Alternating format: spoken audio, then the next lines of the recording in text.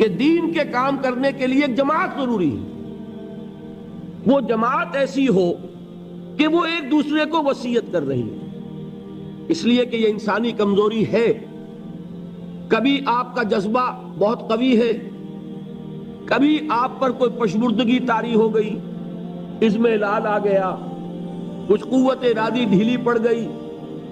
تو اگر آپ ایک جماعت میں ہیں تو آپ کا ساتھی جو ہے اس وقت آپ کی ہمت بڑھائے گا.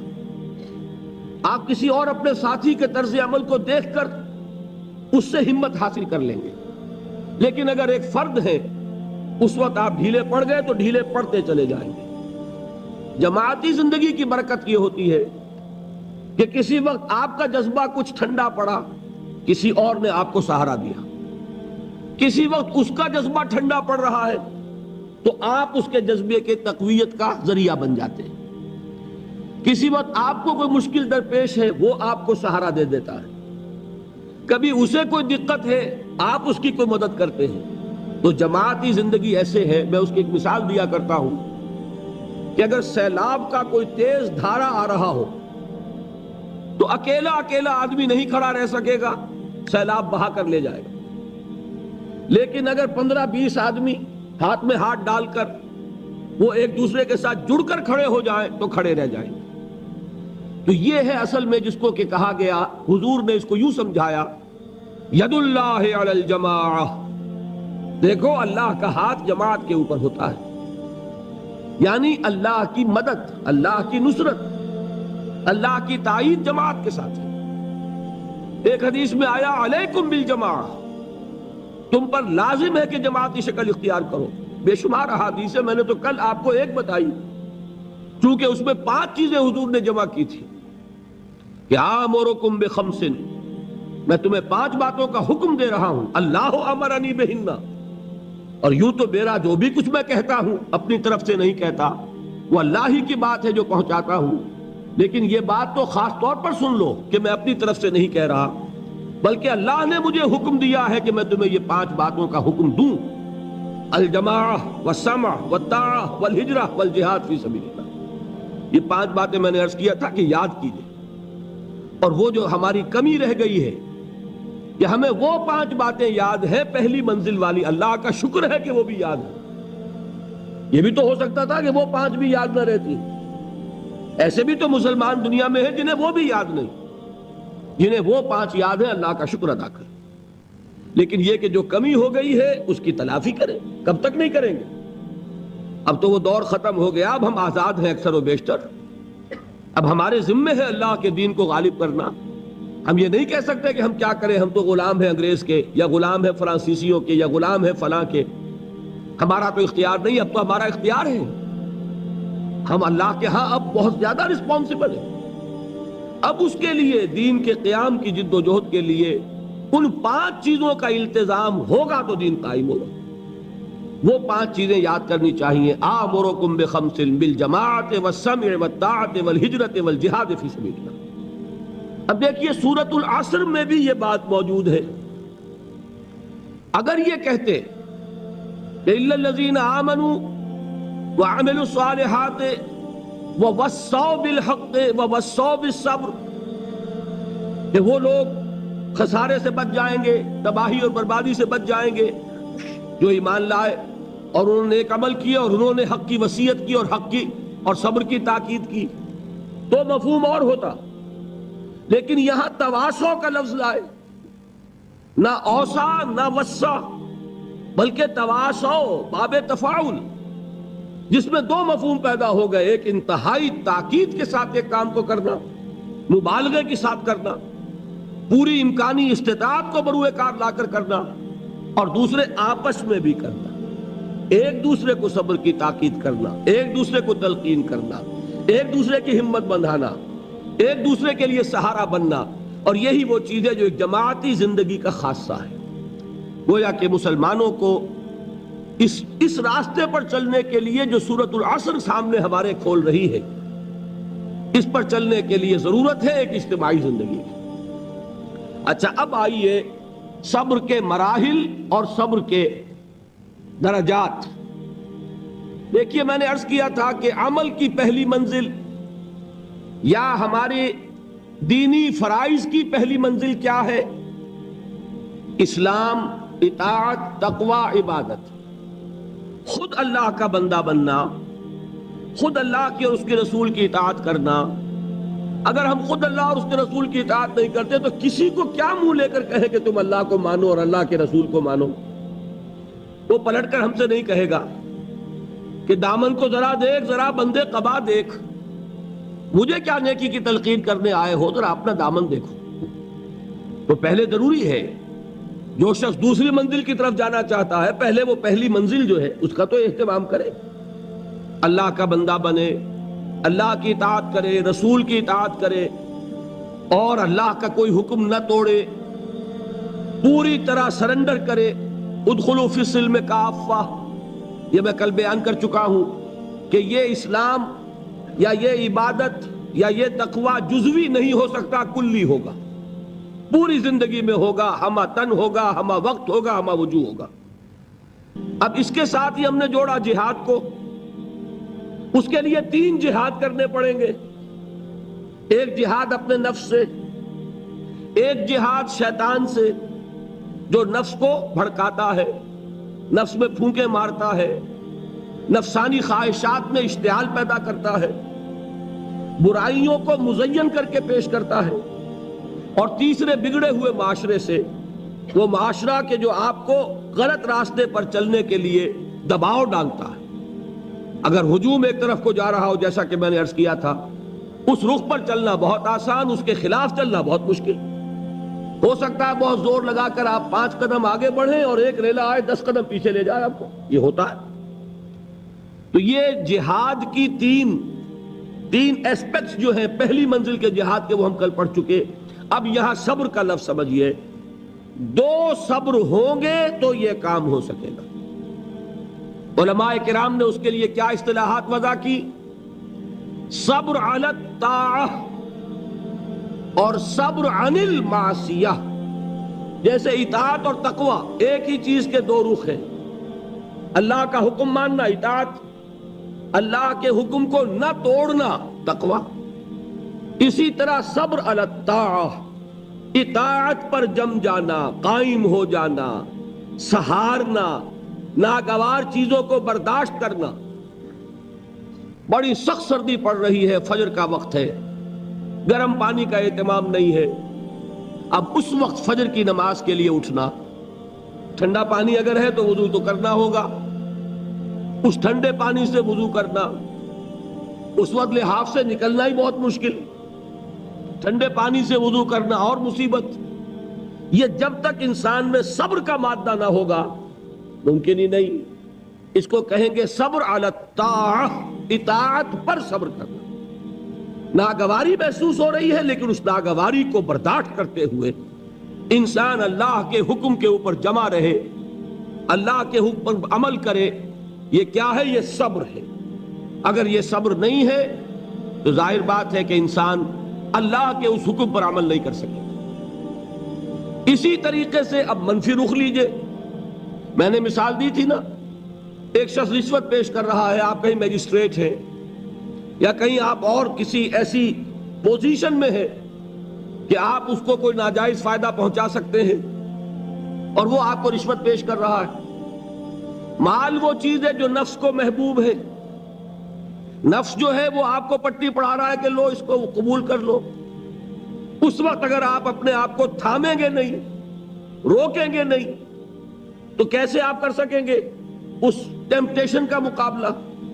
یہ ہوگا صبر عن المعصیہ، معصیت سے اپنے آپ کو روکنا اور صبر کرنا. دیکھیے اس کی کتنی اعلیٰ مثال ہے سورہ یوسف میں. حضرت یوسف علیہ السلام جوان ہے، نہایت حسین ہے.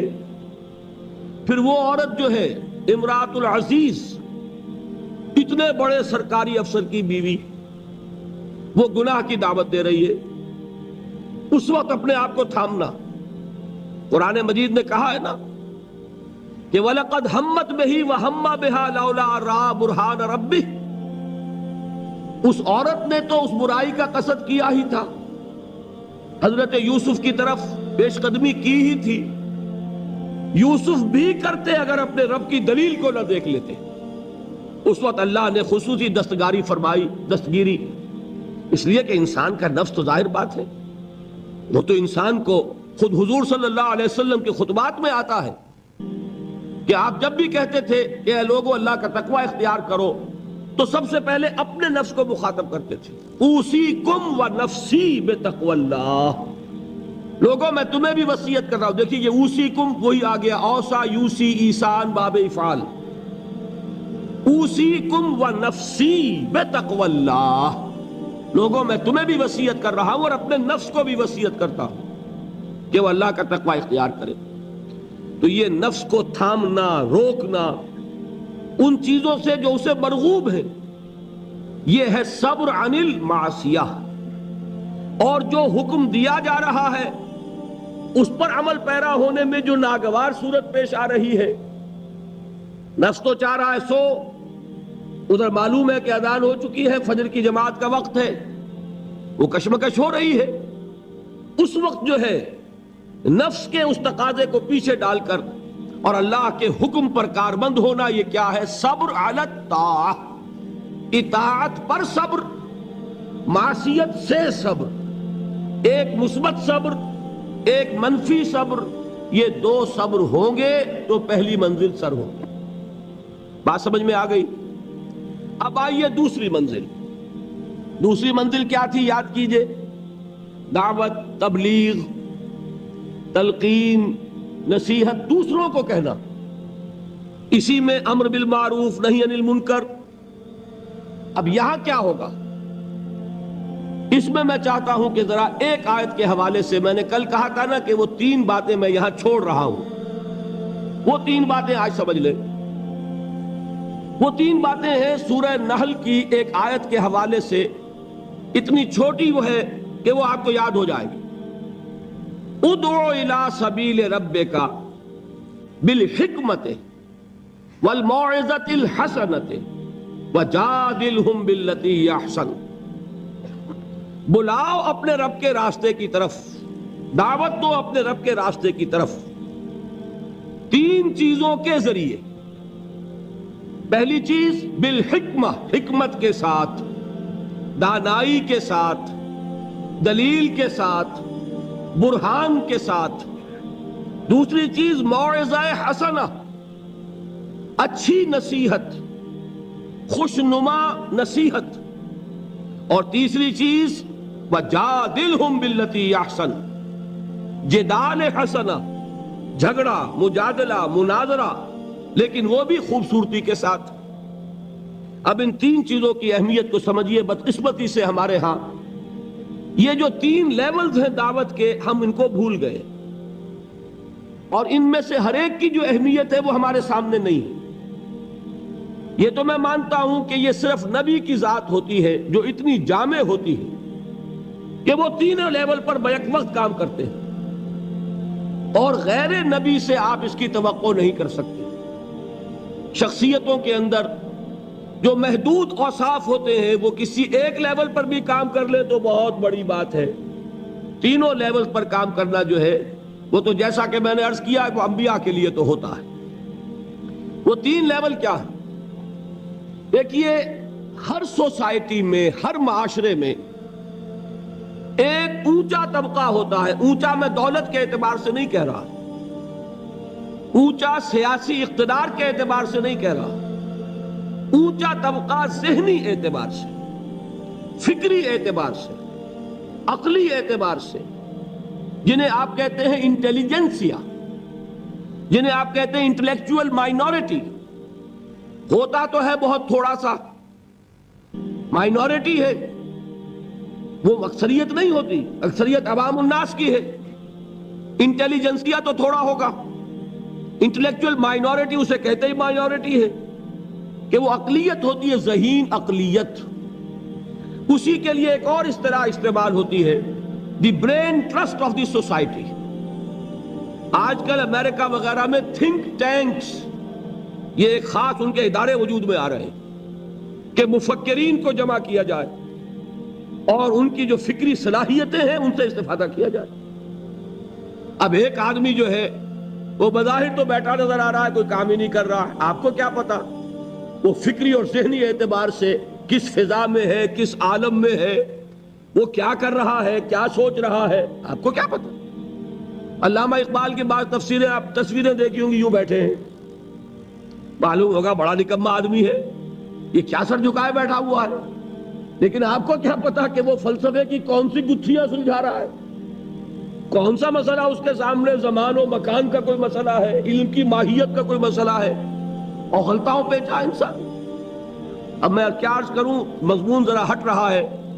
یہی کیفیت تھی محمد الرسول اللہ صلی اللہ علیہ وسلم کی ایک خاص دور میں، وحی کے آغاز سے متصلاً قبل اور وحی کے آغاز کے کچھ دیر بعد تک یہی تفکر، غور و فکر میں ڈوبے ہونے کی کیفیت تھی، جس میں کہ خطاب ہوا ہے کمبل میں لپٹ کر لیٹنے والے اب کھڑے ہو جاؤ، اے لحاف میں لپٹ کر لیٹنے والے اب کھڑے ہو جاؤ۔ یہ مزمل اور مدثر کیوں کہا؟ کیونکہ جب کوئی شخص غور و فکر میں ڈوبا ہوتا ہے، کوئی فکر ہے ذہن پر، سوچ بچار میں غرق ہے، تو وہ دوسروں سے تعلق منقطع کرتا ہے۔ اور عرب کا ایک خاص مزاج تھا، وہ اپنی چادر اپنے گرد لپیٹ کر یا لیٹ جاتے تھے یا بیٹھ جاتے تھے، اور چادر کو ایک ٹینٹ کی شکل میں اپنے گرد تان لیتے تھے۔ اب بھی ہمارے ہاں خود پاکستان میں پٹھانوں میں اس کا رواج موجود ہے، چادر کا جو وہ استعمال کرتے ہیں، اس کے بہت سے استعمالات ہوتے ہیں، جو کندھے پر چادر پڑی ہوتی ہے ان میں سے ایک یہ بھی ہے، اس کو اپنے گرد لپیٹا اور دنیا سے منقطع کر لیا۔ یہ کیفیت حضور کی رہی ہے، اسی کے لیے تو غار حرا میں جا کر آپ وہاں پر جو کرتے تھے، کیا کرتے تھے؟ ظاہر بات ہے کہ آپ کسی نبی کے امتی تو تھے نہیں کہ اس کے طریقے پر عبادت کرتے۔ اگر آپ نصارہ میں پیدا ہوتے تو حضرت مسیح کے بتائے ہوئے طریقے پر عبادت کرتے، اگر آپ یہود میں پیدا ہوئے ہوتے تو ان کی شریعت کے مطابق عبادت کرتے۔ آپ کو تو ابھی کوئی عبادت سکھائی نہیں گئی، تو کیا کرتے تھے غار حرا میں؟ یہ ہمارے محدثین کرام نے اس کے لیے یہ الفاظ تجویز کیے ہیں کہ کان صفت تعبدہ فی غار حرا التفکر والاعتبار، غار حرا میں آپ غور و فکر، سوچ بچار کیا کرتے تھے۔ یہ سوچ بچار میں اس طریقے سے اپنے آپ کو لگائے ہوئے ہونے کی کیفیت تھی، جس میں آیا یا ایھا المزمل قم، یا ایھا المدثر قم، اے لحاف میں لپٹ کر لیٹنے والے اب کھڑے ہو جائیے۔ لیکن یہ کھڑا ہونا کون سا؟ رات کا کھڑا ہونا، قم اللیل الا قلیلا نصفہ او انقص منہ قلیلا۔ اور مدثر میں یا ایھا المدثر قم، یہ کھڑا ہونا کون سا ہے؟ قم فانذر، یہ دن کا ہے۔ اب آپ خبردار کیجئے، دعوت دیجئے، اپنے رب کی تکبیر کیجئے۔ تو یہ در حقیقت دو حکم جو دیے گئے وہ اسی کیفیت میں۔ تو یہ بات جان لیجئے کہ وہ جو انٹلیکچوئل مائنورٹی ہوتی ہے، بظاہر آپ کو نظر آئے گا کہ کوئی کام نہیں کر رہے، اس لیے بڑی بڑی تنخواہیں لے رہے ہیں، تھنک ٹینکس کے اندر بیٹھے ہوئے ہیں، سوچ رہے ہیں کیا کام کر رہے ہیں، یہ وہ اصل میں وہ ہوتا ہے ان کے غور و فکر کی صلاحیت کو بروئے کار لاتا، ایسا سازگار ماحول پیدا کرنا کہ وہ اپنی ذہانت، فطانت، سوچ بچار کی صلاحیتوں کو بھرپور طریقے پر بروئے کار لائے۔ بہرحال یہ ہے وہ انٹلیکچوئل مائنورٹی، اس کی اہمیت کیا ہے وہ بھی جان لیں۔ دیکھیے میں مثال سے سمجھا دوں کہ یہ میرا وجود ہے، آپ کا وجود ہے، 2 من کا 1.5 من کا وجود ہے کہ نہیں؟ ایوریج 1.5 من کا تو ہوگا، میرا تو خیر 2 من سے بھی زائد ہے۔ اب اس میں ایک دماغ ہے، اس کا وزن کتنا ہوگا؟ وہ پاؤ بھر کا، 1.5 پاؤ کا، ہاتھ سیر کا اتنا ہی ہوگا، لیکن سارے وجود کو کنٹرول کرتا ہے کہ نہیں؟ یہ میرا ہاتھ پکڑ سکتا ہے کسی چیز کو، لیکن کس شے کو پکڑے کس کو نہ پکڑے اس کا فیصلہ ہاتھ کر سکتا ہے؟ یہ تو دماغ سے ہوگا۔ یہاں سے حکم آئے گا یہ سانپ ہے بس پکڑنا، اور یہاں سے آئے گا لکڑی ہے پکڑ لو، اٹھا لو۔ پاؤں چل سکتے ہیں، کدھر چلیں کدھر نہ چلیں کون فیصلہ کرے گا؟ دماغ۔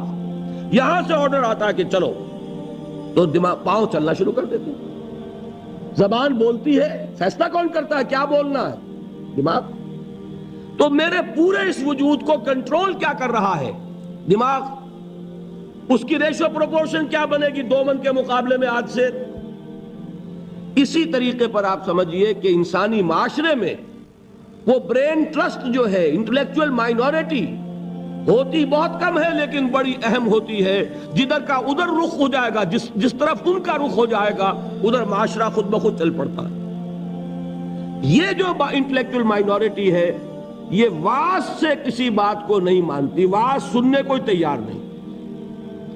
اس کا تقاضا کیا ہوتا ہے؟ عقل سے بات کرو، دلیل لاؤ، دلیل سے مانو، دلیل سے منواؤ، ہے کہ نہیں؟ بلکہ میں نے آپ کو بتایا تھا کہیں واعظ ہو رہا ہو تو وہ مسکراتے رہتے ہیں، اول تو آئیں گے ہی نہیں. کہیں پھنس گئے مجبوری کو تو زیر لب مسکراتے رہیں گے کہ یہ واعظ فرما رہے ہیں. بھائی کوئی عقل سے بات کرو، کوئی دلیل سے بات کرو. اب یہ کہہ دینا تو آسان ہے فرائیڈ کا نظریہ بڑا گمراہ ہے، بہت غلط ہے. بھائی دلیل سے ثابت بھی کرو. یہ کہنا آسان ہے مارکس کا نظریہ کفر ہے، لیکن کچھ ثابت تو کرو اس میں کیا خرابی ہے. یہ ہے اصل میں جو سب سے ٹاپ کے لیول کی تبلیغ ہے، وہ یہ ہے دلیل سے، برہان سے، غلط نظریات کا عقلی دلائل سے ابطال. یہ بات یوں غلط ہے، یہ نظریہ باطل ہے، یہ تصور صحیح نہیں ہے، دلیل سے ثابت کیا جائے. یہ ہے کس کے لیے؟ انٹلیکچوئل مائنورٹی کے لیے. اس کو کہا ادعو الی سبیل ربک بالحکمت، وزڈم کے ساتھ، دانائی کے ساتھ، عقلی دلائل کے ساتھ، براہین کے ساتھ اللہ کے راستے کی طرف بلاؤ. دوسرا لیول کیا ہے عوام الناس کا؟ وہ لیول ہے عام لوگ، ان کے ذہنوں میں کوئی خناس نہیں، کوئی غلط نظریہ نہیں. انہوں نے تو جیسے آپ کہتے ہیں کلین سلیٹس ہیں، اس کے اوپر آپ جو چاہیں لکھ دیں. اور اگر کسی سلیٹ پر پہلے سے لکھا ہوا ہے تو پہلے اسے صاف کرنا پڑتا ہے تب لکھیں گے. تو وہ جو ہوتے ہیں ذہین اقلیت، ان کے تو ذہنوں کی پہلے صفائی کرنی پڑتی ہے. اگر ڈارون کا نظریہ بیٹھا ہوا ہے تو وہ نکالیں گے تو قرآن مجید میں جو آیا ہے قصہ آدم و ابلیس 7 مرتبہ، وہ ڈارون کا نظریہ نکلے گا تو بیٹھے گا نا. وہ ڈارون کا نظریہ وہاں ہے، وہ حجاب بنا ہوا ہے، وہ قصہ آدم و ابلیس کو پڑھتا ہوا مسکراتا ہوا گزر جاتا ہے. کیا بچگانہ باتیں ہو رہی، معاذ اللہ ثم معاذ اللہ ثم معاذ اللہ. اس کے ذہن میں بیٹھا ہوا ہے ڈارون کا فلسفہ. اب پہلے وہ ڈارون کا فلسفہ، اسی کو کہا ہے نا کسی نے کہ گلا تو گھونٹ دیا اہل مدرسہ نے تیرا، کہاں سے آئے صدا لا الہ الا اللہ. ذہن بدلا گیا، فکر بدلی گئی، سوچ بدلی گئی. کہیں ڈارون ہے، کہیں فرائیڈ ہے، کہیں مارکس ہے، کہیں ایڈلر ہے، کہیں برٹرینڈ رسل ہے، کہیں سارترے ہے. یہ ذہنوں کے اندر تو یہ بیٹھے ہوئے ہیں. تو اب کہاں سے بات آئے؟ اسی کو کہا تھا اکبر الہ آبادی نے کہ غزالی اور رومی کی بھلا کون سنے گا، محفل میں چھڑا نغمہ اسپینسر و مل ہے. جان سٹورٹ مل، اس کا فلسفہ یہ ہے، اس نے یہ فرمایا ہے. جس کے دماغ میں یہ بیٹھا ہوا ہے وہ غزالی کی بات کہاں سنے گا، رومی کی بات اس کے پلے کہاں پڑے گی. تو اس کے لیے تو ہے وہ بڑا کٹھن کام، اور کٹھن کام ہونے ہی کی وجہ سے ہم کرتے نہیں. عوام الناس میں واعظ سے نصیحت کرنا، تبلیغ کرنا یہ آسان ہے. لہذا ہمارے ہاں اس وقت جو کام ہوتا ہے وہ اسی بنیاد پر ہوتا ہے، اسی لیول پر ہوتا ہے. واعظ ہے، نصیحت ہے، میں اس کی نفی نہیں کر رہا، عوام کے لیے وہی مفید ہے. عوام کو آپ خامخواہ فلسفے پہ پڑھانے بیٹھ جائیں تو یہ بھی در حقیقت ان کے ساتھ ظلم ہوگا. کلم الناس علی قدر عقولہم، وہ کیا ہے؟ واعظ. اور واعظ جو ہے وہ کوئی گالی نہیں ہے، واعظ بہت ہی مفید شے، بشرطے کہ دماغ میں کوئی خناس نہ ہو، فطور نہ ہو، کوئی غلط نظریے بیٹھے ہوئے نہ ہو. تو از دل خیزت بر دل ریزت، دل سے بات نکلے گی اور دل میں جا لگے گی. صرف یہ ہے کہ عوام الناس ایک بات کے بارے میں جان لیجئے، بڑے حساس ہوتے ہیں. یہ تو چونکہ در حقیقت کوئی عقلی علمی بات نہیں ہوتی، یہ احساس ہوتا ہے. اگر آدمی یہ محسوس کرے کہ یہ شخص اپنی دھونس جمانا چاہ رہا ہے، یہ میرے اوپر اپنے علم کا روب جھاڑنا چاہتا ہے، تو آپ کی بات کا اثر نہیں ہوگا. اور اگر محسوس کرے کہ یہ میرا مخلص ہے، میرا خیر خواہ ہے، میری بھلائی کے لیے بات کہہ رہا ہے، اس نے کوئی دھندا نہیں بنایا ہوا، اس نے یہ پروفیشن نہیں اختیار کیا ہوا، بلکہ یہ خالصتاً لوجہ اللہ بات کہہ رہا ہے، تو وہ بات واقعتاً دل سے نکلی ہوئی بات دل میں جا کے اثر لگتی. یہ ہے عوام الناس کے لیے. اب تیسرا لیول ہے وہ جو آپ کا معاشرہ ہے. قادیانی مبلغین بھی موجود ہے کہ نہیں؟ عیسائی بھی موجود ہے کہ نہیں؟ پاکستان میں تبلیغ ہو رہی ہے عیسائیت کی، اور ان کے اعداد و شمار پڑھیے. کتنے لوگ ہیں کہ جو عیسائی ہو گئے ہیں پاکستان بننے کے بعد؟ پاکستان میں کتنے نئے چرچ ہیں کہ جو تعمیر ہوئے پاکستان میں پاکستان بننے کے بعد؟ ان کے مشنز کی رپورٹ پڑھیے، رونا آتا. وہ کیوں ہے کہ ان کے پروفیشنز ہیں، پروفیشنل پادری ہیں، بڑی ٹریننگز لے کر آتے ہیں، کروڑوں روپے کے بجٹ ہیں ان کے مشنز کے، پوری حکومتیں ان کی پشت پر ہیں. وہ اندر ہی اندر دیمک کی طرح چٹ کر رہے ہیں. اب ان کا مقابلہ کرنا ضروری ہے. اگر مقابلہ نہیں کریں گے تو نتیجہ کیا نکلے گا کہ ان کا ایک اثر قائم ہو جائے. جس چیز کا نام آپ مناظرہ کہتے ہیں، اور آج ہمارے بعض تعلیم یافتہ لوگ مناظرے کو گھٹیا چیز سمجھتے ہیں، بری چیز سمجھتے ہیں. لیکن یہ جان لیجئے کہ مناظرہ بھی ضروری ہے، اس لیے کہ اگر یہ نہیں کریں گے تو آپ کے اپنے عوام جو ہیں ان کے زیر اثر آ جائیں گے.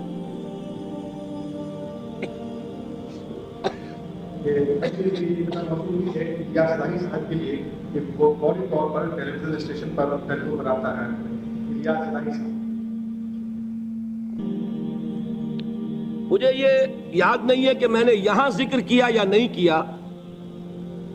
بہرحال اگر کیا ہے تو دوبارہ کر رہا ہوں. جب انگریز ہندوستان میں آیا تو ایک طرف تو انگریز کی حکومت قائم ہو رہی، ہم جو ہے مرعوب ہو گئے، محکوم بھی ہوئے، محکوم مرعوب بھی ہو جاتا ہے. دوسری طرف ان کے پادریوں کی فوج آ گئی عیسائیت کی تبلیغ کے لیے، اور یہ لوگ بڑے ٹرینڈ تھے، عربی پڑھ کر آتے تھے، فارسی سیکھ کر آتے تھے، قرآن پڑھ کر آتے تھے، تاکہ وہ ٹاک کر حملے کر سکیں اسلام پر. اب ہمارے علماء کی اس اعتبار سے ٹریننگ نہیں تھی. وہ تو ہر کام کے لیے ایک ٹریننگ ہوتی ہے نا.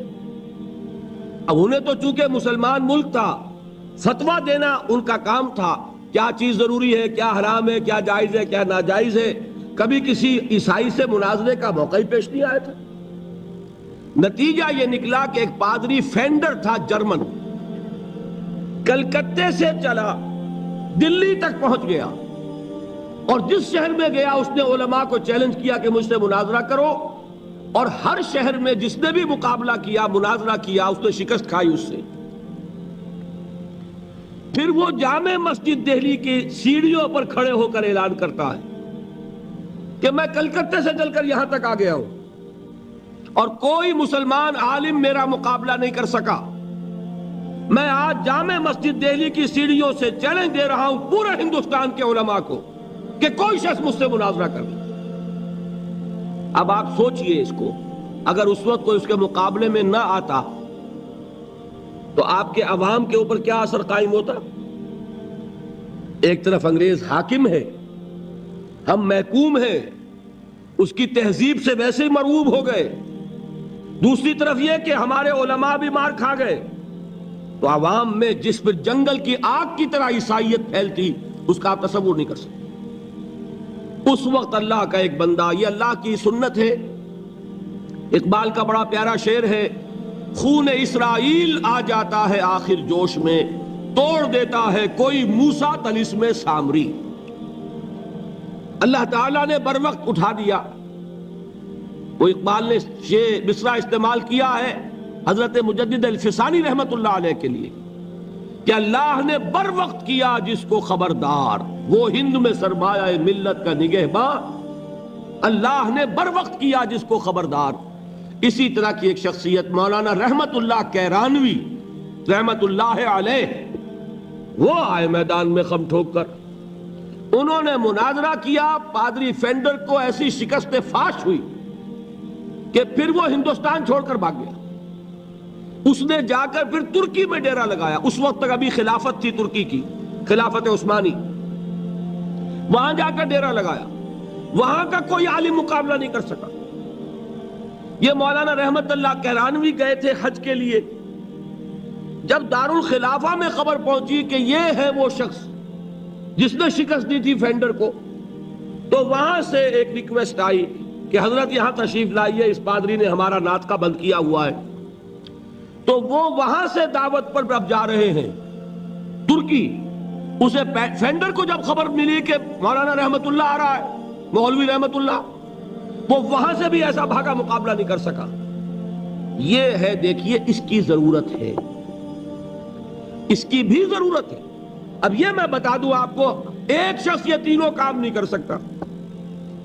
ایک شخص انٹلیکچوئل لیول پر بھی کام کرے، ایک شخص سرمن اور واعظ کی سطح پر بھی کام کرے، اور وہ شخص مناظرے بھی کرے۔ مناظرہ عیسائیوں سے کرنے کے لیے کچھ اور معلومات درکار، بائبل کو پڑھاؤ جیسے آئے تھے۔ دیدات صاحب یہاں آئے کہ نہیں آئے؟ اب وہ اس وقت اللہ نے ان کو اٹھا دیا۔ ایک شخص ہے جو بائبل کے حوالوں سے پادریوں کا ناطقہ بند کیے ہوئے۔ غالباً آج یا کل ان کا جو مناظرہ ہوا ہے لندن میں، اس کے کیسٹس آپ کو مل جائیں گے۔ یہ اللہ کا بڑا فضل ہے کہ اس وقت ایک شخص عالم اسلام میں ایسا اٹھ کھڑا ہوا کہ کئی جگہ پر وہ پادری لوگ جو شکست کھا چکے۔ تو یہ اللہ کی طرف سے اب یہ صلاحیت، آپ اگر کہیں احمد دیدات صاحب سے کہ ایک قادیانی سے بھی مناظرہ کرو تو نہیں کر سکیں گے۔ اس کی وجہ یہ کہ اسپیشلائزیشن کا معاملہ ہے۔ قادیانی سے مناظرہ کرنے کے لیے وہ قادیانی کی ساری کتابیں پڑھی جائے، اس کا سارا لٹریچر کھنگالا جائے اپنے دل پر جبر کر کے، تبھی تو کر سکے گا نا۔ تو ایک شخص سارے کام نہیں کر سکتا۔ اس کے لیے ضرورت کیا ہے؟ اداروں کی ضرورت ہے، جہاں پول اپ کیے جائیں صلاحیتیں، کہ جو لوگ انٹلیکچوئل لیول پر کام کر سکتے ہیں وہ اس لیول پر تیاری کریں، جو لوگ عوامی سطح پر واعظ اور نصیحت کے ذریعے سے عوام الناس کو اللہ کی طرف بلا سکتے ہیں وہ اس کا کام کریں۔ پھر جو جدال کرنے والے ہیں، مناظرہ اور مجادلہ، وہ آئیں اور وہ اپنی اپنی مختلف جو ہیں جتنے بھی ان کے اندر وہ اسپیشلائز کریں اور ان کا مقابلہ کریں۔ ہندوستان میں عیسائیوں کی طرف سے حملہ ہوا اسلام پر، اور اسی وقت ہوا تھا آریہ سماجیوں کی طرف سے۔ آریہ سماجیوں سے مناظرے کرنے میں مولانا ثناء اللہ امرتسری، ان کو اللہ نے ایک صلاحیت دی، اور یہ غلام احمد قادیانی بھی جو پہلے مشہور ہوا ہے وہ در حقیقت انہی مناظروں کی وجہ سے۔ آریوں کے مقابلوں میں کچھ انہیں فتح حاصل ہوئی، کچھ عیسائیوں کے مقابلے میں فتح حاصل کی تو مسلمانوں میں پاپولر ہو گیا۔ اور اب جو دماغ میں خناس پیدا ہوا، ظرف کم ہو تو زیادہ پڑ جائے تو چھلک جاتا ہے، لہذا میں یہ ہوں اور میں وہ ہوں اور میں نبی ہوں اور میں فلاں ہوں۔ پھر یہ دعوے اس نے کیے، فضل واضل، گمراہ ہوا اور نہ معلوم کتنوں کو گمراہ کر گیا۔ لیکن اپنی جگہ یہ بات سمجھ لیجئے کہ دعوت کے یہ تینوں لیول ضروری ہیں۔ ادعو الی سبیل ربک بالحکمت والموعظۃ الحسنۃ وجادلھم باللتی احسن۔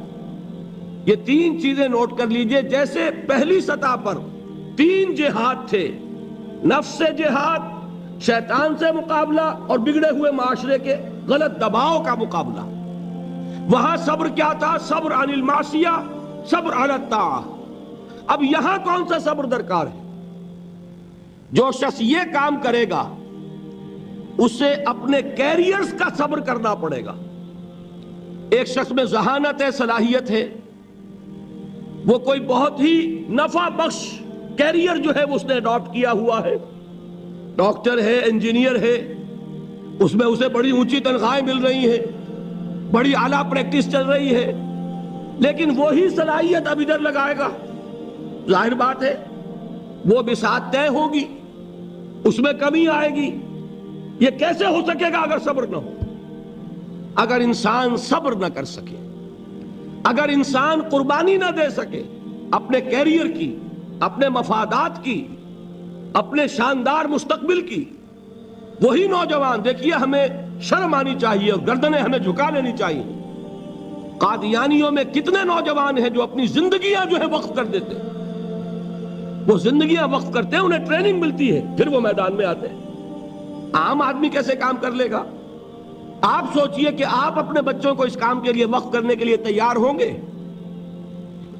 ہم ذرا بھی کوئی کھاتا پیتا انسان ہو، ذرا سی بھی اس کی کوئی حیثیت ہو، وہ کبھی سوچنے کو بھی تیار نہیں ہوگا۔ بھائی چندہ لے لو، اللہ اللہ خیر صلی اللہ، جان چھوڑو۔ ہم اپنی اولاد کو اس کام کے لیے نہیں دے سکتے. یہ ہے ہمارا حال، اور یہی وجہ ہے کہ وہ دین حق جو ہے پامال ہے. آج ہی کوئی صاحب کہہ رہے تھے قادیانیت افریقہ میں بہت پھیل رہی ہے. کیوں پھیل رہی ہے؟ باطل جو ہے عیسائیت پاکستان میں پھیل رہی ہے. کیوں پھیل رہی ہے؟ آخر حکومتیں ہیں، پیسے خرچ کرتی ہیں، ان کے پادری سر ترین ممالک کے رہنے والے لوگ گرم ترین ممالک میں آ کے زندگیاں گزارتے کہ نہیں گزارتے؟ آج تو پھر بھی ایئر کنڈیشنز ہیں ان کے لیے، لیکن ایک زمانہ وہ بھی تو تھا جبکہ وہ جیکب آباد میں اور کہاں پنجاب کے تھل کے صحراؤں میں وہ لوگ گئے ہیں، اس وقت ایئر کنڈیشنر بھی نہیں تھے. انہوں نے وہاں جا کر کام کیے ہیں، ان گرمیوں کو جھیلا ہے. تو کام تو کرنے سے ہوتا ہے، صبر کا مادہ نہیں ہوگا تو آپ کام نہیں کر سکیں گے. اور اسی کا ایک دوسرا رخ ہے، جب آپ دعوت حق کے لیے کھڑے ہوں گے پہلا قدم کیا آتا ہے؟ استہزاء، تمسخر، مذاق اڑانا، جس کی میں مثال اب دینا چاہتا ہوں محمد الرسول اللہ صلی اللہ علیہ وسلم کی شخصیت سے. دیکھیے ہم کیا اور ہماری بساط کیا، ہم کیا مبلغ ہوں گے، کیا داعی ہوں گے، ہمارے اپنے دامن پر داغ ہوتے ہیں، لیکن یہ کہ محمد الرسول اللہ کے دامن پر کوئی داغ تھا؟ ان کو تو سارے مکے والے الصادق الامین کہتے تھے، نہایت محبوب شخصیت تھے. ان کے لیے تو جا صادق، جا الامین، یہ الفاظ سننے میں آتے تھے، آنکھوں کا تارا. لیکن جب آپ نے دعوت اب شروع کی، اب قرآن مجید میں دیکھیے کسی نے کہا مجنون ہو گئے، دماغ خراب ہو گیا، پاگل ہو گئے، اجی شاعر ہیں، کچھ شعر جوڑ لیتے ہیں، ہم پر بہت جماتے ہیں. کسی نے کہا ساحر ہے، کچھ جادو سیکھ لیا ہے. یہاں تک کہ ایسے بدبخت بھی پیدا ہوئے، قرآن میں ہے ساحر کذاب، سحر کرنے والا جادوگر نہایت جھوٹا. یہ الفاظ کہے جا رہے ہیں کس کی شان میں؟ محمد الرسول اللہ صلی اللہ علیہ وسلم. قرآن میں نقل کیا گیا یا ایھا الذی نزل علیہ الذکر انک لمجنون. کبھی آپ نے اس کا ترجمہ سوچا؟ اے وہ شخص، دیکھیے تصور کیجئے حضور جا رہے ہیں، تشریف لے جا رہے ہیں، کسی دعوت میں ہے، تبلیغ میں، یا ویسے ہی تشریف لے جا رہے ہیں، اور کوئی ایک جمگھٹا ہے لوگوں کا، ادھر سے فقرہ آتا ہے، تیر کی طرح لگتا ہے دل میں جا کر محمد کے صلی اللہ علیہ وسلم. اے وہ شخص جس کا یہ خیال ہے کہ اس پر کوئی ذکر نازل ہو رہا ہے، ہمارے خیال میں تو تمہارا دماغ خراب ہو گیا. یا ایھا الذی نزل علیہ الذکر انک لمجنون، کہا کہ نہیں کہا؟ اور یہ نہ سمجھیے کہ حضور صلی اللہ علیہ وسلم کے قلب مبارک کو تکلیف نہیں ہوتی تھی. میں قرآن سے ثابت کروں گا، میں کہیں کوئی کہانیاں بیان نہیں کرنا چاہتا. قرآن نے کہا ہے وَلَقَدْ نَعْلَمُ أَنَّكَ يَضِيقُ صَدْرُكَ بِمَا يَقُولُونَ. اے نبی ہمیں خوب معلوم ہے صلی اللہ علیہ وسلم کہ جو کچھ یہ لوگ کہہ رہے ہیں اس سے آپ کا سینہ بھنجتا ہے، یہ جو گھٹن ہوتی ہے، صدمہ ہوتا ہے. انکا یضیق صدرک بما یقولون، ہمیں خوب معلوم ہے کہ جو کچھ یہ باتیں آپ کو سننی پڑ رہی ہیں، یہ کڑوی کسیلی باتیں، یہ جو فقرے چست ہو رہے ہیں، استہزاء ہو رہا ہے، تمسخر ہو رہا ہے. سورہ حجر میں ہے، ایک جگہ کھڑے ہوئے لوگ قرآن کا مذاق اڑا رہے ہیں، بھائی فلاں آیت تم لے جانا، فلاں آیت میری ہوگی، اس کے ٹکڑے کر رہے ہیں، اس کے ٹکڑے حصے بکھرے کر کے قیمہ بنا کر ان آیات کا تمسخر اڑا رہے ہیں. ایک جگہ قرآن مجیدی میں مذکور ہے کہ فرشتوں کا مذاق اڑ رہا ہے. بھائی یہ دیکھو محمد نے کہا ہے صلی اللہ علیہ وسلم کہ جہنم پر تو کل 19 فرشتے ہیں، علیہا 19 قرآن میں آیت نازل ہوئی. ایک پہلوان کہتا بھائی 10 کو تو میں سنبھال لوں گا، باقی 9 کا تم انتظار کر لو. یہ باتیں آ رہی ہیں حضور کے کانوں میں. کلام الہی کے ساتھ کیا سلوک ہو رہا ہے، مجھ پر کیا فقرے چست کیے جا رہے ہیں، مجھ پر جس طریقے سے استہزاء اور تمسخر کا رویہ اختیار کیا گیا ہے، دل بھج رہا ہے، دل میں صدمہ ہے. دیکھیے سورہ نون ہے، اور میرے نزدیک یہ دوسری وحی ہے جو حضور پر نازل ہوئی ہے، اس کی ابتدائی آیات. نون والقلم وما یسطرون ما انت بنعمت ربک بمجنون وَإِنَّ لَكَ لَأَجْرًا غَيْرَ مَمْنُونٍ وَإِنَّكَ لَعَلَىٰ خُلُقٍ عَظِيمٍ فَسَتُبْصِرُ وَيُبْصِرُونَ بِأَيِّكُمُ الْمَفْتُونُ إِنَّ رَبَّكَ هُوَ يَعْلَمُ بِمَنْ ضَلَّ عَنْ سَبِيلِهِ وَهُوَ أَعْلَمُ بِالْمُهْتَدِينَ۔ نون، قسم ہے قلم کی اور جو کچھ یہ لکھتے ہیں۔ اے نبی، آپ اپنے رب کی نعمت سے مجنون نہیں ہیں۔ یہ کیوں کہا جا رہا ہے؟ حضور کو جو صدمہ پہنچا ہے وہی نازل ہوئی ہے دل جوئی کے لیے، تسلی کے لیے۔ آپ کیوں برا منا رہے ہیں؟ اے نبی، آپ کیوں صدمہ اور رنج اور اندوہ محسوس کر رہے ہیں؟ ان بدبختوں کے کہنے سے کوئی آپ مجنون ہو جائیں گے؟ مَا أَنْتَ بِنِعْمَتِ رَبِّكَ بِمَجْنُونٍ وَإِنَّ لَكَ لَأَجْرًا غَيْرَ مَمْنُونٍ۔ آپ کو جو یہ صبر کرنا پڑ رہا ہے، آپ کو جو یہ جھیلنا پڑ رہا ہے، اس کی وجہ سے آپ کو وہ اجر ملے گا جس کا سلسلہ کبھی منقطع نہیں ہوگا۔ وَإِنَّكَ لَعَلَىٰ خُلُقٍ عَظِيمٍ، اور اے نبی، آپ تو خلق عظیم کے حامل ہیں۔ آپ کا اخلاق، آپ کا کردار، آپ کی سیرت، آپ کی شخصیت میں طہارت، نفاست، پاکیزگی، آج تک دنیا نے کوئی پاگل، کوئی مجنون ایسا بھی دیکھا؟ یہ ساری باتیں اللہ تعالیٰ حضور کی دلجوئی کے لیے فرما رہے ہیں۔ اس سے آپ اندازہ کیجئے کہ کتنا صدمہ ہوتا ہوگا۔ یہی ہے، اس ساری چیز کو جمع کیجئے تو یہ چیز کیا ہے؟ وَاصْبِرْ عَلَىٰ مَا يَقُولُونَ وَاهْجُرْهُمْ هَجْرًا جَمِيلًا۔ صبر کرو اے نبی، صبر کرو اے محمد صلی اللہ علیہ وسلم، جھیلو اور برداشت کرو اس پر جو یہ کہہ رہے ہیں۔ اچھی طرح نوٹ کیجئے یہ بات، ذرا سیرت ہی کا سمجھ لیجئے، آج ایک بیان ہو جائے گا۔ یوں سمجھیے، جب حضور نے یہ کہا کہ مجھ پر وحی نازل ہوئی، فرشتے سے ملاقات ہوئی، تو اب وہ چہمے گوئیاں شروع ہو گئیں۔ معلوم ہوتا دماغ خراب ہو گیا۔ دیکھیے، ہم نہیں کہتے تھے یہ جا کے غار حرا میں بیٹھتے ہیں، کئی کے دن رہتے ہیں، بھوکے رہتے ہیں، وہ خشکی چڑھ گئی نا آخر۔ یہ جس طرح کی باتیں دنیا میں آج ہوتی ہیں اسی طریقہ کی باتیں ہوتی تھی۔ عتبہ ابن ربیعہ ایک مرتبہ آتا ہے، چونکہ قریش کے بڑے لوگوں میں سے تھا، تو قریب آ کر بڑی اپنائیت کے ساتھ، بڑی شفقت کے ساتھ، بڑے بزرگانہ انداز میں کہتا ہے بھتیجے، حضور سے، بھتیجے، اگر واقعی کسی بدروح کا سایہ ہو گیا ہے تم پر، وہ آسیب آ گیا ہے تو مجھے بتا دو۔ میرے بہت سے عاملوں سے تعلقات ہیں، میں کسی کو بلا کر یہ تمہاری بدروح دور کر دوں گا۔ اب آپ سوچئے کیا بیتی ہوگی حضور کے دل پر۔ یہ وہ کیفیات ہیں، اور یہ نوٹ کر لیجئے 4 برس تک یہی شکل رہی ہے۔ مخالفت اسی نوع سے ہوئی ہے جس کو کہتے ہیں فزیکل پرسیکیوشن، جسمانی تشدد۔ وہ پہلے 4 سال نہیں ہوا۔ اس کی وجہ کیا ہے کہ در حقیقت جب بھی کبھی کوئی ایسی دعوت اٹھتی ہے، اب مجھے اجازت دیجئے میں ایک لفظ انقلاب یہاں استعمال کر لوں، انقلابی دعوت۔ کل میں نے کہا تھا نا، ایک ہوتی ہے خالص مذہبی تبلیغ، ایک ہوتی ہے انقلابی تبلیغ۔ مذہبی تبلیغ کی سب سے بڑی مثال عیسائیت کی تبلیغ، اور انقلابی تبلیغ کی سب سے بڑی مثال اشتراکی تبلیغ۔ میں باہر سے مثالیں دے رہا ہوں، اندر سے نہیں دینا چاہتا۔ آگے یہ کہ ہی قدر گفتے ہیں، باقی فکر کن۔ آگے انسان اپنی عقل سے کام لے، سوچے، غور و فکر کرے۔ تو یہ انقلابی تبلیغ تھی محمد الرسول اللہ صلی اللہ علیہ وسلم۔ اور انقلابی تبلیغ کے اندر یہ بات جان لیجئے کہ پہلا رد عمل جو ہوتا ہے معاشرے کا، وہ یہ ہوتا ہے کہ کوئی ایسی بات گھبرانے کی نہیں ہے، ایک آدمی کا دماغ خراب ہو گیا ہے اور کچھ سر پھرے قسم کے چند نوجوان اس کے ساتھ ہیں، ایسی کیا بات ہے گھبرانے کی؟ مشت خاک ہے، بس ان کو چٹکیوں میں اڑاؤ۔ جو چٹکیوں میں اڑانا کہلاتا ہے نا، اسی کو قرآن مجید میں ایک اور جگہ کہا گیا ہے، یریدون لیطفئوا نور اللہ بافواہہم۔ یہ چاہتے ہیں کہ اللہ کے نور کو اپنے منہ سے بجھا دیں، پھونکے مار کے ہی بس۔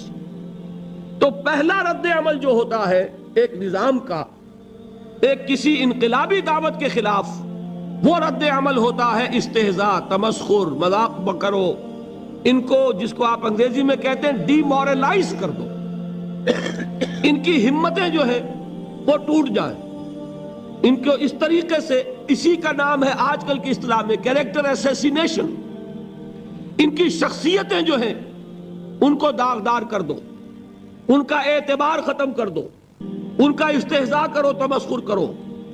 اور یہ میں آپ سے عرض کر رہا ہوں اس وقت ایک گونا فخر کے ساتھ اور اللہ تعالیٰ کا شکر ادا کرتے ہوئے کہ میں نے جو کام بھی کیا ہے اس وقت پاکستان میں، آپ نے اخبارات میں دیکھا ہوگا، بڑا دقیانوسی مولوی ہے، بیگمات کا رد عمل جو ہوا وہ آپ کے علم میں ہوگا، بڑے جو یہ جدید ہمارے روشن خیال قسم کے جو صحافی ہیں، اگر کہیں آپ نے پڑھا ہو جس طرح استہزاء ہوا ہے، جس طرح مذاق اڑایا گیا ہے، جو الفاظ استعمال کیے گئے ہیں، وہ میرے نزدیک بہت بڑی سند ہے جو اللہ کے ہاں جا کر پیش کروں گا کہ اللہ تیرے دین کے لیے۔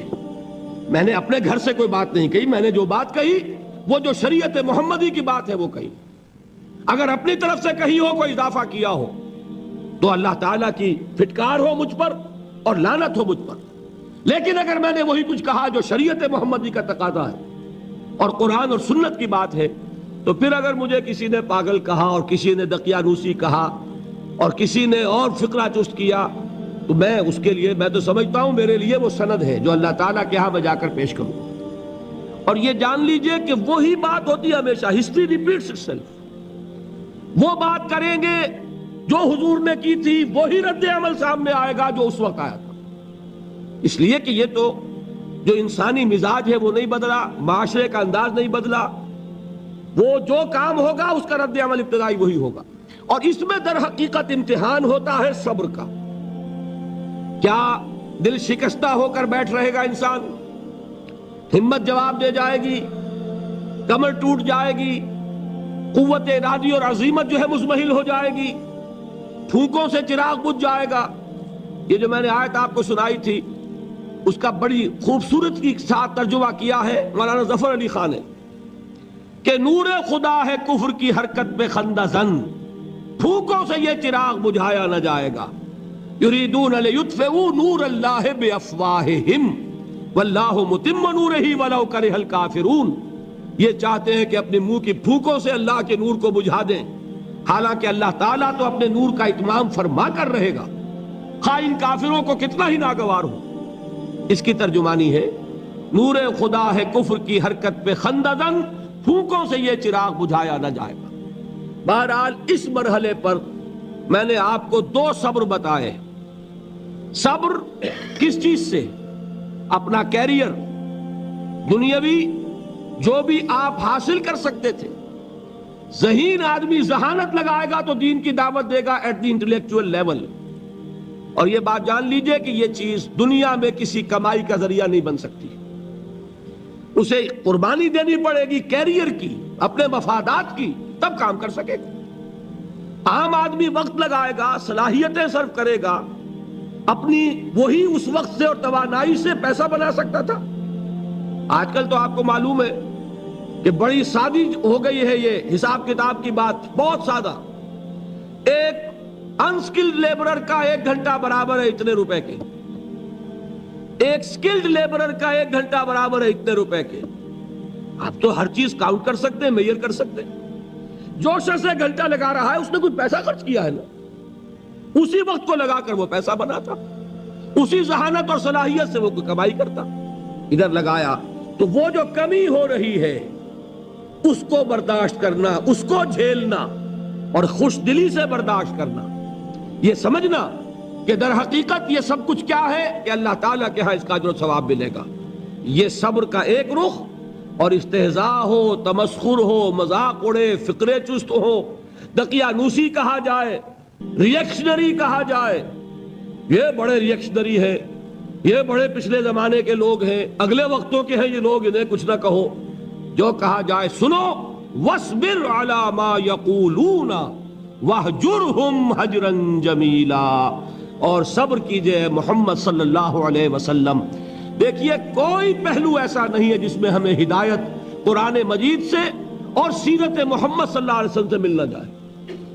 اگر اللہ تعالیٰ مقام دعوت پر فائز ہونے کی توفیق عطا فرما دے تو جو مرحلے پیش آئیں گے وہ آپ کو نظر آ جائیں گے سیرت محمدی میں صلی اللہ علیہ وسلم، اور اس وقت حضور سے جو کہا گیا اس سے آپ کے دل پر بھی، اس کے زخمی جو آپ کا دل ہے، آپ کے احساسات ہیں، اس پر مرہم رکھا جائے گا۔ وَلَقَدْ نَعْلَمُ أَنَّكَ يَضِيقُ صَدْرُكَ بِمَا يَقُولُونَ، ہمیں خوب معلوم ہے کہ جو کچھ آج تمہیں سننا پڑ رہا ہے اس سے تمہارا سینہ بھنجتا ہے، تمہیں رنج اور صدمہ ہوتا ہے، لیکن وَاصْبِرْ عَلَى مَا يَقُولُونَ، جو کچھ یہ کہہ رہے ہیں اس پر صبر کیجئے، اس کو جھیلیے اور برداشت کیجئے۔ اچھا، اس مرحلے پر صبر کی ایک تیسری شکل ہے، اس کو بھی سمجھ لیجئے۔ وہ صبر ہے جو میں نے سورہ حامیم السجدہ کے حوالے سے آپ کے سامنے رکھا ہے۔ مقام دعوت پر جو شخص فائز ہو گیا ہو اس کے لیے یہ صبر لازم ہے کہ لوگ گالیاں دیں وہ دعائیں دیں، لوگ پتھراؤ کریں وہ پھول پیش کرے، اگر نہیں کرے گا دعوت نہیں آگے بڑھے گی۔ اچھی طرح سمجھ یہ جو قانون ہے السن بالسن والعین بالعین، آنکھ کا بدلہ آنکھ اور دانت کے بدلے دانت اور کان کے بدلے کان، یہ قانون ہے شریعت کا۔ یہ قانون مقام دعوت پر نہیں چلتا، مقام دعوت کا قانون اور ہے، جھیلو، برداشت کرو، مارے کھاؤ، ہاتھ نہ اٹھاؤ۔ اس کا نام ہے پیسیو ریزسٹنس۔ وہ میں نے کل کہا تھا نا کہ تین مجھے اصطلاحات آپ کو بتانی ہے اور اس کا مفہوم۔ تیسرے لیول پر جب آپ آ جائیں گے اقامت دین کی جد و جہد میں، اس کے لیے پہلا صبر کیا ہے؟ صبر محض۔ اب میرے پاس کوئی اور لفظ نہیں ہے ترجمہ کرنے کے لیے۔ صبر محض سے کوئی بات شاید بہت سے حضرات کی سمجھ میں نہیں آئے گی۔ صرف صبر کیا معنی؟ Passive resistance. لوگ گالیاں دیں تم دعائیں دو، لوگ تمہیں مار رہے ہو تم ہاتھ مت اٹھاؤ۔ یہ جو پیسیو ریزسٹنس ہے مقام دعوت کے لیے یہ لازم۔ اصل میں حضرت مسیح علیہ السلام کے جو جملے عام طور پر ہمارے ہاں مشہور ہیں، بائبل میں ہیں، ان پر ہمارے کچھ علماء فقرے چست کر دیتے ہیں کہ یہ بڑی غیر فطری تعلیم ہے، یعنی حضرت مسیح کے یہ جملے نہیں ہو سکتے، اس لیے کہ شریعت کا قانون تو یہ ہے کہ تمہارے کوئی تھپڑ مارے تو تم تھپڑ مارو۔ قصاص، وَلَكُمْ فِي الْقِصَاصِ حَيَاتٌ يَا أُولِي الْأَلْبَابِ، ہے کہ نہیں؟ اے ہوش مندو، قصاص میں زندگی ہے، بدلہ نہیں لوگے تو شریروں کی حوصلہ افزائی ہوگی۔ اس نے آج تمہارے تھپڑ مارا ہے، تم نے بدلہ نہیں لیا، کل وہ کسی اور کے لگائے گا، اس کو تو یوں سمجھیے نا کہ عادت پڑے گی۔ پھر معاشرے کی درستی کے لیے ضروری ہے کہ بدلہ ہو۔ ایک تھپڑ اس نے لگایا ہے تو تھپڑ اس کے لگے تو اس کے بھی 14 طبق روشن ہو، تاکہ کسی اور کو تھپڑ مارنے کی جرت اس میں نہ ہو۔ یہ صحیح ہے کہ معاشرے کی درستی اسی میں، لیکن جو دعوت کا معاملہ ہے بالکل جدا ہے، اس کے قانون اور ہے۔ حضرت مسیح کے الفاظ کیا تھے یا نہیں، بہرحال انجیل میں یہ ہیں، اور میں جو بات عرض کر رہا ہوں وہ یہ ہے کہ وہ بالکل صحیح ہے۔ مقام دعوت کے دوران یہی طرز عمل صحیح ہے، اور یہی طرز عمل محمد الرسول اللہ نے صلی اللہ علیہ وسلم اپنے ساتھیوں کو تلقین فرمایا۔